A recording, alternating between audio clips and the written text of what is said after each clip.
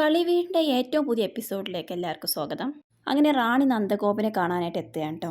അപ്പോൾ നന്ദഗോപനും കമ്മീഷണറും തമ്മിലുള്ള യഥാർത്ഥ പ്രശ്നം എന്താണെന്ന് റാണിക്കറിയില്ല. അപ്പോൾ അത് കണ്ടെത്താൻ വേണ്ടിയാണ് കേട്ടോ അവളുടെ ശ്രമം. അങ്ങനെ റാണി നന്ദഗോപനോട് അവൾക്ക് പഴയതൊന്നും ഓർമ്മയില്ലാത്തതും ഇപ്പോഴുള്ള കമ്മീഷണറുമായിട്ടുള്ള പ്രശ്നം എന്താണെന്ന് അവൾക്ക് അറിയില്ല എന്നൊക്കെ പറയാണ്.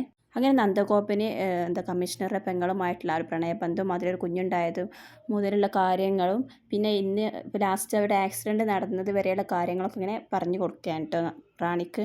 ഇത് കേട്ടപ്പോൾ റാണി മനസ്സിൽ വിചാരിക്കുകയാണ്, ഇനി ആ കമ്മീഷണറുടെ പെങ്ങളുടെ മകളായിരിക്കുമോ ഞാൻ? കാരണം ഈ നന്ദഗോപൻ്റെ മകളുമായിട്ട് എനിക്ക് നല്ല ചായമുണ്ടല്ലോ, അതുകൊണ്ട് ഒരു പക്ഷേ ഞാൻ അദ്ദേഹത്തിൻ്റെ മകൾ തന്നെ ആയിരിക്കും.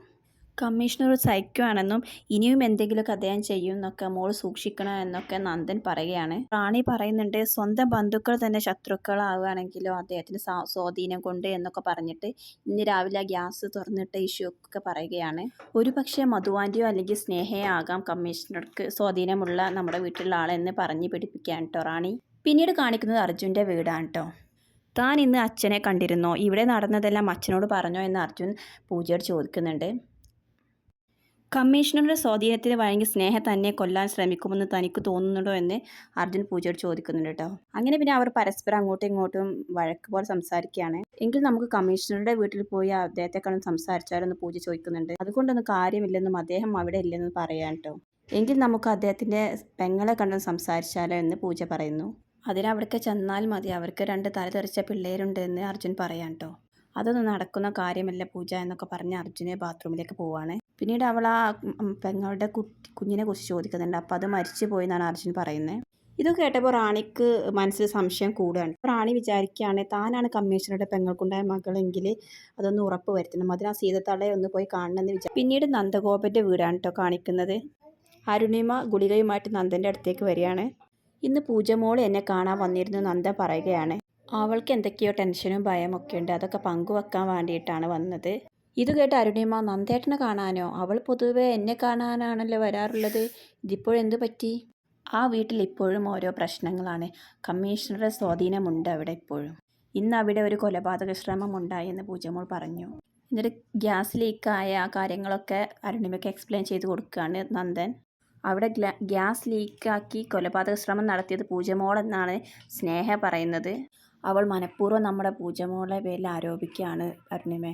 ഇതെല്ലാം കേട്ട ശേഷം അരുണിമ പറയുകയാണ്, എനിക്കിത് പൂർണ്ണമായി വിശ്വസിക്കാൻ കഴിയില്ല. മധുവിൻ്റെ നേരം കുറ്റം ആദ്യമായി ഉന്നയിച്ചത് പൂജമോളല്ലേ, അപ്പോൾ പൂജയല്ലേ എല്ലാം ആദ്യമായി തുടങ്ങി വെച്ചത്. ഇതൊക്കെ പറഞ്ഞിട്ട് അരുണിമ ഒരുപാട് കാര്യങ്ങൾ പറയാനിട്ട് അവർക്ക് പൂജയെ സംശയമുള്ളതായിട്ട് തന്നെ. നന്ദ പറയുകയാണ്, താൻ എന്താണോ പറയുന്നത്, നമ്മുടെ മോളായതൊക്കെ ചെയ്തതെന്നാണോ?